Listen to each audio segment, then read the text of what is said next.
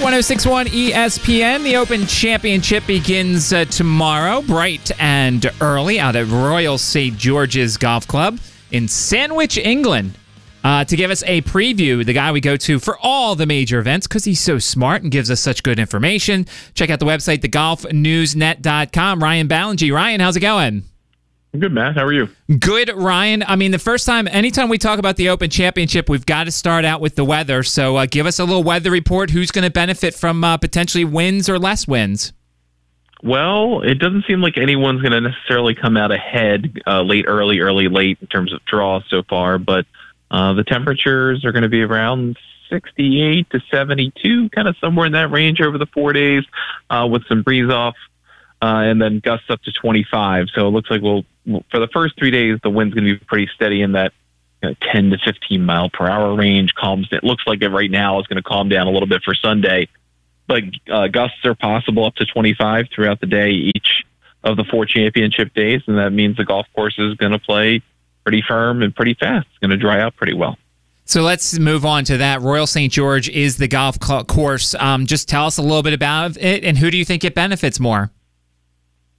Royal St. George's is the first course outside of Scotland ever host the Open, and the last 2 times it's hosted the Open, 2003 and 2011. We had some kind of out of left field winners in Ben Curtis, and then Darren Clark, who was a 200-to-1 shot when he won his Open Championship against the likes of Phil Mickelson and Dustin Johnson. And for Ben Curtis's sake, he was up against Ernie Els and Tiger Woods and Vijay Singh. So some pretty incredible winners when you consider who they were up against in the end of the day. But this golf course's defense is really on the ground. It's really its topography. There are a lot of awkward, unpredictable bounces, and that can make it kind of annoying for players because they can't always control what's going to happen to their golf ball. And Brooks Koepka alluded to that, saying it's not his favorite course in the rotation, and I can understand that, especially with it being dry. And with there being some wind, there's going to be a lot of incentive to try to play the ball maybe on the ground off the tee and just kind of let the topography take your tee shot where it needs to go. But at the same time, when you're around the greens, you're going to have to be pretty careful. You got to be very precise. You have to commit to your shots. And you got to kind of take an approach that you just feel comfortable doing. So it's going to be different than what you see week to week on the PGA Tour, where guys can pretty much just play their brand of golf and it's probably fine. This week, you're going to have to find a game plan that works for you and your comfort level, and it's going to be closer to the ground probably than you would typically play golf. So I'm seeing a lot of the prediction sites. A lot of them are going with Jon Rahm because he's so hot. There's some Brooks Koepkas out there. Who do you think are the guys in the mix to win this whole thing? I think Rahm and Koepka are rightfully in that conversation. I mean, Rahm is the best player on the planet right now. He likes link-style golf. He's won link-style events before, the Irish Open, won the European Tour, played great last week in the Scottish Open. He has a great penchant for short game, a really good imagination. He keeps the ball fairly low, drives it pretty straight. Those are all good things for an Open Championship, good reason to like him. I think you have to think about ball strikers in this tournament. Guys like Colin Morikawa, guys like Scotty Scheffler, who are hitting the ball pretty well right now. Ian Poulter's hitting the ball well. And, of course, it's a Ryder Cup year, so you always have to underline his name in a Ryder Cup year. But I think that there's a wide spectrum of guys that are better tee to green than they are putters. I think that's going to favor this set of conditions is going to favor them this week. The greens are typically slower in the Open than the other 3 men's majors, and that usually benefits players who don't putt as well because they can kind of have ramming speed on those putts that might make them a little bit more nervous. And that kind of portends well, in my opinion, for guys like Colin Morikawa or Joaquin Niemann or Xander Schauffele, who are really good ball strikers, but when you get a putter in their hand with a pressure putt, they seem to clam up a little bit. And then I think people aren't talking enough about, in my opinion, is Victor Hovland. Won his last start out, had a really good May, didn't necessarily have the best June, but he did win a tournament on the European Tour last time out and seems to have gotten better at figuring out how to win golf tournaments. And then one more guy I'm going to mention is, again, the guy under the radar in the top 20 in the world. Harris English won the Travelers Championship a few weeks ago, right after the U.S. Open, has won a couple of times in this season, and no one seems to be talking about him. I'm looking at your website now, and one of the first articles that comes up is players making significant equipment changes ahead of this tournament. How big is it? And I'm looking at the thing. There's a putter. There's guys changing balls. How important and how big are some of these changes when it comes to some of these players? It really does depend on how you play golf typically, but I think if you tend to play golf through the air, think about a Bryson DeChambeau whose entire game plan is predicated on hitting it through the air. He's going to have a hard time kind of manipulating his game with equipment to get where he wants to go. He's going to have to do it with the golf swing. But for a lot of players, they may consider going from fairway woods to utility iron, so that they can maybe control the ball flight a little bit better. If you're a hybrid player, maybe you go to a utility iron. Maybe you start thinking about trying to play a golf ball that'll keep the spin down so it won't balloon as much in the air. Titleist makes a number of golf balls for their professional staff that you and I would never be able to see, but that are able to kind of reduce spin and take some of the difficulty out of keeping the ball under the wind. Things like that. There's subtle changes to try to really get the ball closer to the ground, get it underneath the wind that they're going to experience this week. The website is thegolfnewsnet.com. Talking with Ryan Ballingy. The biggest story with Bryson DeChambeau is the caddy change. What do you think predicated something like that? We've started to see some stories as to why it happened and then when it did.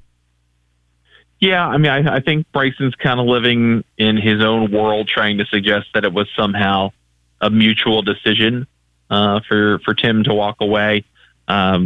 He walked away. He had made enough money working with a guy that's a fairly difficult client to do what he wanted to do in life, which was fundamentally start a luxury bus service between Bandon Dunes, where he previously worked, and airports. That's what he wanted to do. He got his money. He went away. I think Bryson is the difficult guy to work for in some sense because there's a lot required of you. You've got to think about things a lot, and Bryson relies on his caddy a lot for calculations, for just chatter, working through ideas. That could be a stressful environment for somebody. I think it's got to be stressful for Bryson DeChambeau to play golf, the amount of stuff that he thinks about, compared to someone like Dustin Johnson who goes, if I want to hit a draw, or the important thing is to hit a draw. If I want to hit a fade, well, you got to hit a fade. He just sees the shot, hits the shot. It's a little bit different for Bryson. So I think the challenge for him moving forward is finding someone who is willing to stick with him and his quirkiness, and probably some of the demands that come with the job that maybe go a little beyond what your average top player might ask for. Let's go a little bit deeper in terms of sleepers. I've read a lot this week about I've never heard of this guy, Lucas Herbert, as somebody who might be a sleeper at this thing. Who do you like as a potential sleeper? Yeah, Lucas Herbert's a great player, a young kid out of Australia.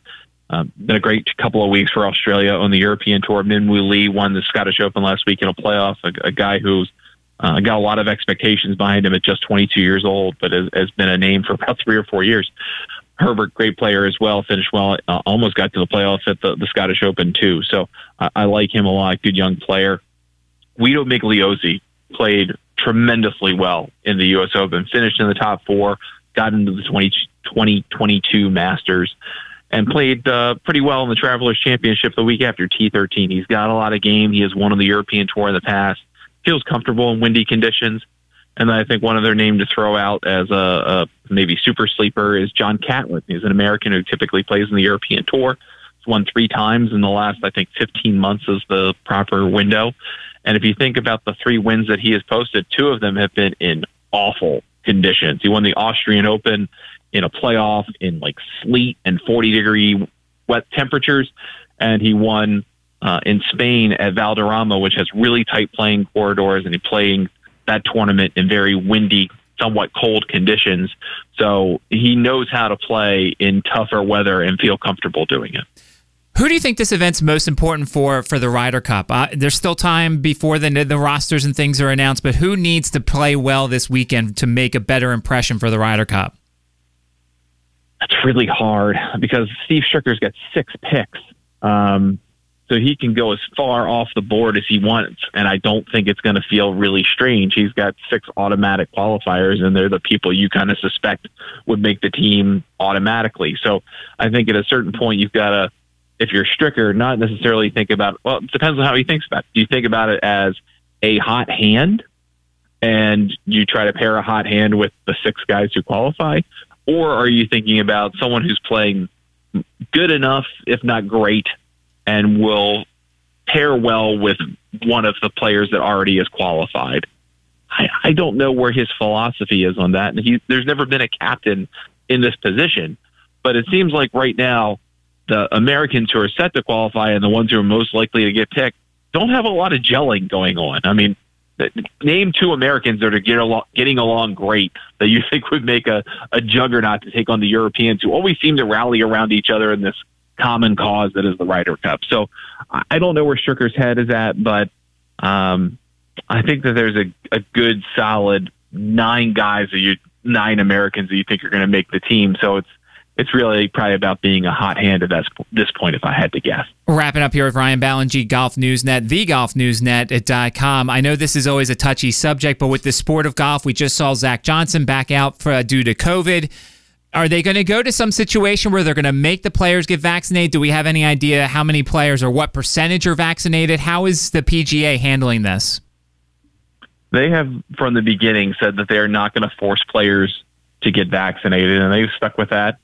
For 6 months, we've had vaccinations available to the public, and I think that the players got a little bit of a scare from Jon Rahm, but I don't know that it necessarily encouraged so many of them to get vaccinated that they're at 70% of their population. They are above half, I would guess, at this point. The last update was about a month ago. I would think they're probably closer to 60% completely vaccinated, and some probably have 1 shot in there. So they're probably in the mid-60s in terms of somewhat vaccinated. But I think moving forward, they've kind of made their plan, and they're going to stick with it. They believe that their players are independent contractors and that they are subject to their own kind of keeping care of their health. So with this week being a little bit different with the testing protocols for the RNA in the UK, going back to the PGA Tour for the remainder of the season, I mean, we only have really a month left, and then we'll get into the fall months, and things will taper off a little bit after the Ryder Cup. But we've basically got a month and a half left of big fields, big, strong fields this season. So I imagine it's not going to change a whole lot, and then they'll kind of reevaluate where things are through the fall, and if Delta variant takes hold or Lambda variant takes hold and means significant changes to public health policy, then they'll reevaluate. But for now, I think they're going to kind of stick with what they got. Ryan, we love the website, and we love having you on to preview the big events, and we'll talk to you again soon. Thanks, Matt. Appreciate it.